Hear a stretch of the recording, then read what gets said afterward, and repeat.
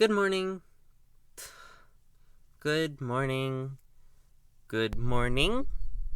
Morning good. Good morning. Why am I still saying that? I know at some point I had a reason.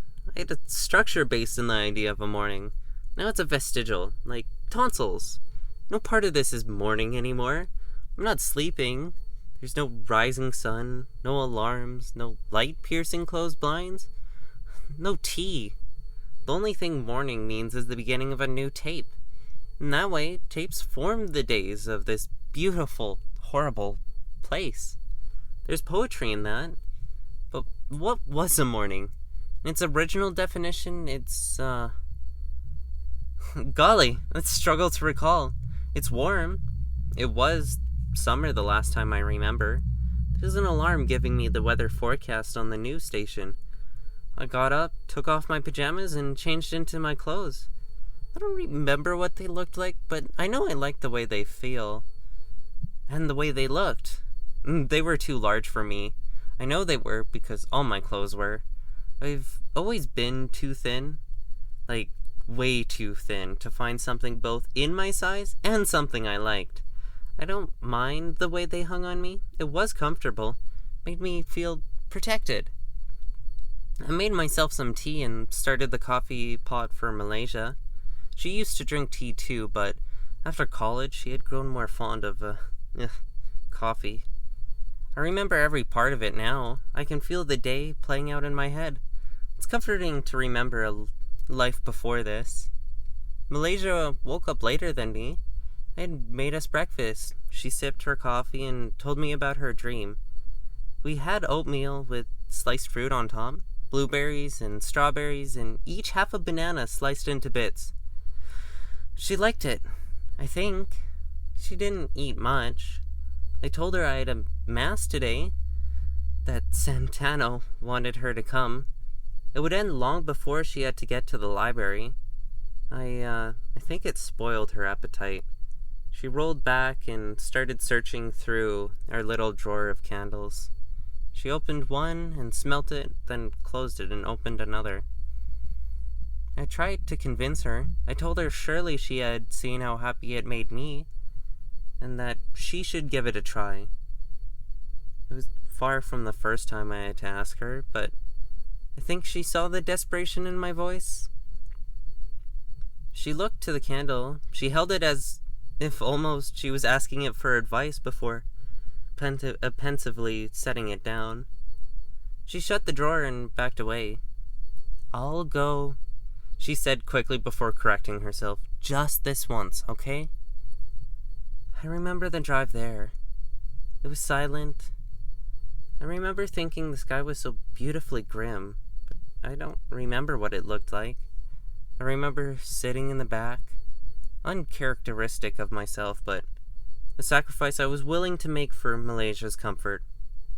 Then the poems began. A sonnet spoken from a masterpiece that creates masterpieces. The truth, the only truth I'd ever known. I remember exactly what he said. I wish I could remember the delightful ways his beautiful face contorted around each word as they flowed out of his mouth, swirling in the air like this darn red light! Sorry.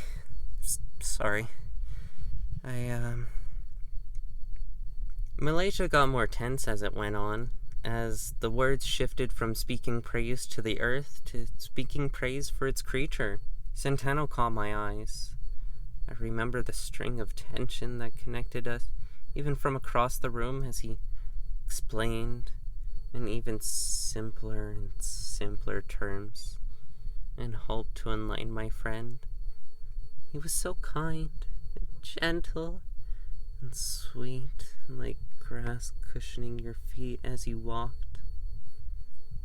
He was the Earth's favorite, and I was his favorite. I like to think that made me important. His feet were so connected to the ground, like he spoke from the core of the earth itself. Malaysia softly prodded at her phone from a position she thought I couldn't see. When she saw me She whispered that this wasn't right. She called it a cult. She said it was evil. I couldn't believe her. The gall to call my community a cult right at its very service? Though, I kept my cool. She just didn't understand, and I was sure the whole would enlighten her. That beautiful combination of generations worth of effort. I worried for her soul more than her body. I worried her death would be in vain. But here and now, I have the capacity to save her. The people filed in from the pews into a second room. The people smiled and chattered as they armed themselves with simple mechanisms to dig. Shovels, mostly, although I know quite a few of them preferred the more intimate struggle of clawing at the dirt with their very hands. They organized themselves wordlessly in their places, and they began to dig. Malaysia was given the privilege to watch me with Santano. The people almost looked like ants from so far above. The sight gave me so much joy. I almost couldn't hear the escalation of Malaysia's concerned whispers, up to frantic yelling. I can't remember what she said, as I dropped them from my mind. Such horrible things. I know they were. Listen, I pleaded. Listen to Santano. He can save you. I want you to be saved. You're not going to die a meaningless death. Malaysia, let me save you. She stormed off. I don't think she went far. She just needs time, I said, unsure if it was to Santano or to myself. And then Santano spoke. I remember exactly what he said. You are kindness and compassion greater than me. You are the image of that support.